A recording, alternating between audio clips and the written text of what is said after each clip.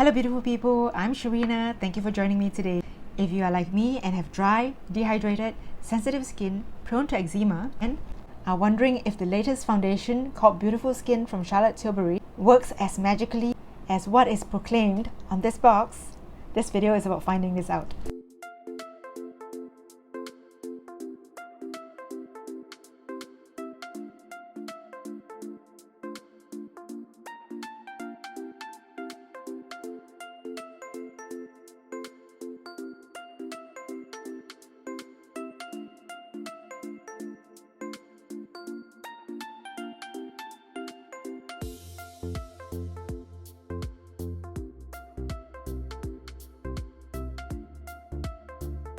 For this video, I'll be doing a daylight application of the product, and I'll use a beauty blender on one side of my face and a brush on the other side. I have dry, dehydrated skin, and the shine that you see on my skin is from the skincare that I have already done. And I'm also trying out the Charlotte Tilbury's Magic Cream in her mystery box that I recently purchased. For the wear test, I'll do a check-in halfway through the video, and at the end of the day and the wear test, I'll come back and share my thoughts and reviews on this foundation, and if I feel if the product lives up to its claim, and whether this is a worthwhile product to look into. So let's start with the try on. So for my skin concerns, I have very dry skin, especially around my nose, a bit of eczema flare-up on my chin as well. So let's see how well the product covers these concerns that I have. I'll start with this side of my face with the foundation and see the difference. And it comes in a pump. I pumped out about 2 to 3 pumps of foundation, and it's not that thick, it runs quite a bit. It doesn't feel light, it feels quite rich. And yet it does apply quite easily.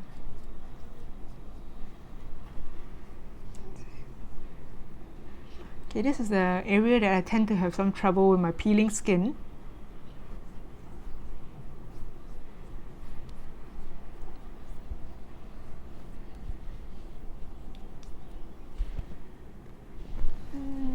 So my pores are still quite visible. Look here. So let's just move on to the brush now. This is the BK Beauty Brush 101.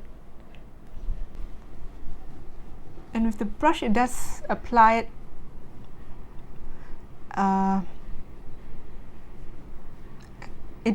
with the brush, it does give a heavier coverage.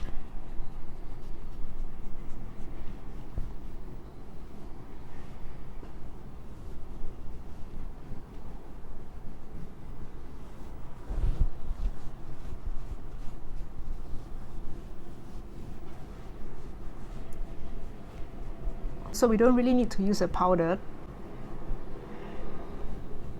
especially if we have drier skins. It would be better to use less powder.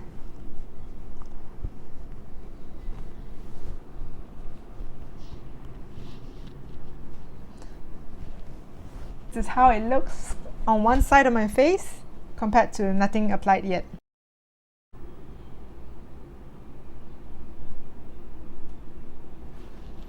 My pigmentation still shows through, but it does even out the skin tone. On the other side of the face, I'll use a sponge. So I'll put another 2 pumps of the foundation.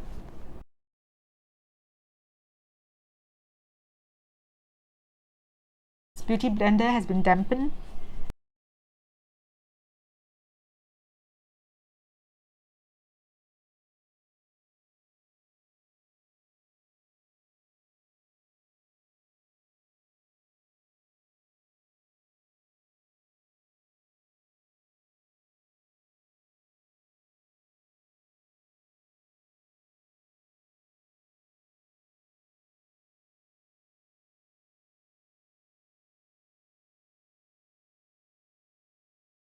So this is with the brush, and this is with the beauty blender. For the pores, maybe after settling some time, maybe it's starting to look a little bit better compared to this side. So let's see how both sides matches in a while. As to how it feels on the skin, it feels richer and more nourishing to drier skins, I believe. That's my initial thoughts as to what I think about the foundation. It does blur the look of the pores a little bit as it dries down, but I can still see my pores, it's just that it looks more refined. It's softer look to the face. As to undetectable coverage, it does blend in quite nicely. I would put a little bit of powder around my T-zone as per normal. That's what I usually do. I'm using my Cover FX finishing powder.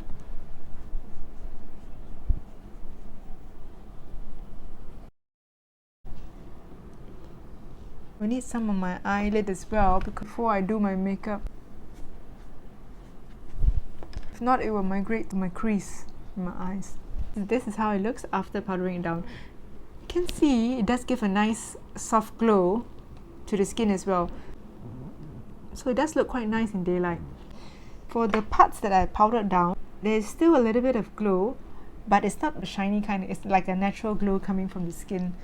I'll do the rest of my makeup and I'll come back shortly. Back, I done my eye makeup with Charlotte Tilbury's EXAGGEREYES eyeshadow. I did not powder my cheeks, so let's see how the blush applies directly over the foundation.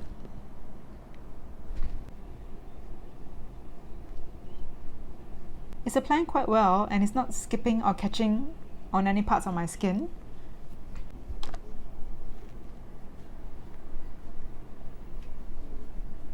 I'll use the iconic nude lip liner.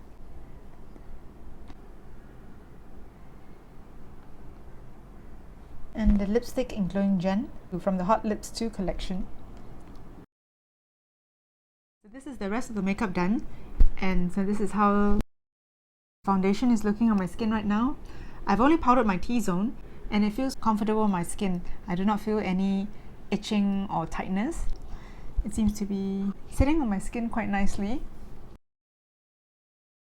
It did tone down the redness on my skin. So far the areas around my nose is not peeling.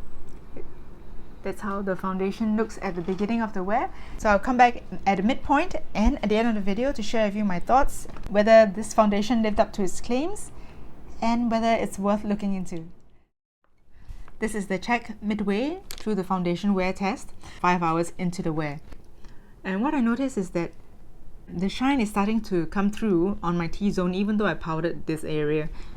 But for the cheek, feels quite okay because I have dry skin in the first place, and there's still a glow that comes from the foundation, so I'm actually quite pleased with it so far. There's still quite a nice soft filtered effect to the skin. It looks like skin, it doesn't look like makeup, and it hasn't broken up from what I can see in the dry skin around my nose. It's not aggravated. What I noticed is that the redness around my nose area is starting to show through, and that is because I did rub my nose area as well, so that would also rub off some of the foundation. But so far, it's not too bad for the midpoint check. So I decided I would not be powdering my face further and to see how it would wear till the end of the wear test. So this is how it looks closer up.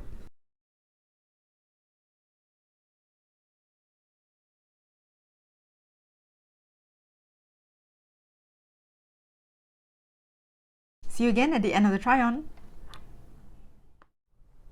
It's now 12:32 AM and I've been wearing this foundation for about 12 hours. What I did today, I ran some errands and I even put on a mask. So my thoughts at the end of trying on this foundation for 12 hours is I am quite impressed with the foundation. There's shine coming through my skin. I did not powder my face at all, besides the first time when I finished the application of the foundation just to powder the T-zone.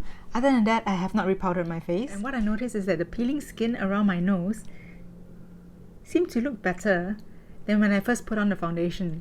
So I'm really surprised with that and impressed. I wasn't expecting it to make a difference. In fact, when I use foundations, because of my sensitive skin, sometimes when I wear it for half a day or so, it will start to itch around my nose. But for this one, I did not experience that at all, and it seemed to help with my dry skin. That is a plus point. I find that it looked quite good still, and it still feels quite comfortable on the face. There's a very slight, not really tackiness, but a moisturized feel to the face. What impressed me about this foundation is that it gave a radiant glow that looked like healthy skin and doesn't look like makeup. It may have worn down and my redness is showing through more, but other than that, compared to not using any foundation at all, it still evens out the skin tone quite well. My skin does feel nourished too. I did wear my mask today, but the weather wasn't hot so I didn't perspire, and I was in an air-conditioned environment about half the time. And I was surprised there's not much transfer on the mask at all. So that surprised me. Part where they said it boosts the hydration and the skin looked plumper, Plumper, I'm not too sure, but perhaps it does help because it does look more youthful. And the skin tone looks more even. Definitely it helps too. As for minimizing the appearance of pores, perhaps very slightly. It does blur the look of it, but the pores are still visible. As for reducing the appearance of pigmentation and dark spots, as we can see, it still shows through the foundation, but it does tone down the darkness of it. And I agree as well that they say the skin appears instantly brighter because it smoothed it out and it does brighten the skin. I do like this foundation. This is a good buy for my sensitive skin because of the way it feels and looks at the end of the day and throughout the day as well. Although it may not live up to the over 200% claim that it has, it does improve the look of the skin. Whether it boosts the skin's hydration by over 166%, as what is stated on the box, would be difficult to say, but I do agree that it does improve the hydration of my skin, and the dry patches that I had around my nose does seem to look better now after 12 hours of wearing this foundation. My preferred method to apply this foundation is to build it up in thin layers to give it a more natural look and to use the powder sparingly. For my case, I just powdered around my T-zone and on my eyelids to prevent any creasing on the eyelids. I prefer to use a damp beauty blender for the application as I feel that it gives a lighter and more natural finish. And my preferred method of application is to dot some of the foundation on my skin itself and from there to blend it out rather than to put it on my hand and blend it on my face because that will make it look more patchy. And it is best to use less powder. The powder will tend to make it look cakey instead. And a very important tip is to prep our skin well with moisturizer before we start our makeup. That will give a better look to the finish. After 12 hours, I do think that the foundation still looks quite good in the skin, although it has some oils that's come through. And what I like about this foundation is the packaging itself.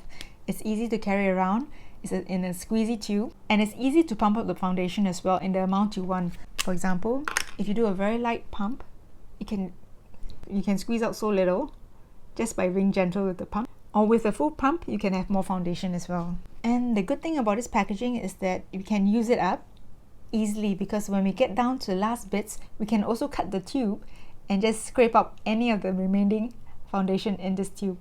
This cap can also be unscrewed easily if you wish to do so. So overall, what I like about this foundation is that it performs like a skincare with the coverage of a medium foundation, and it gives a very nice radiant look to the skin as well. Who would I recommend this to? I'll recommend this to anyone who has the same skin concerns as myself, namely dry, dehydrated, sensitive skin and prone to eczema, and is looking for a radiant medium coverage foundation.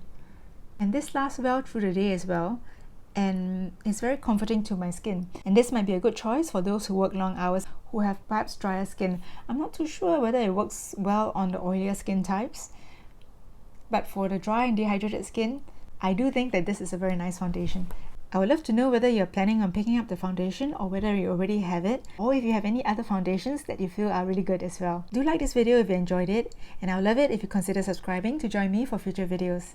Thank you for joining me today, and I look forward to seeing you again in my next video. Stay beautiful. Bye!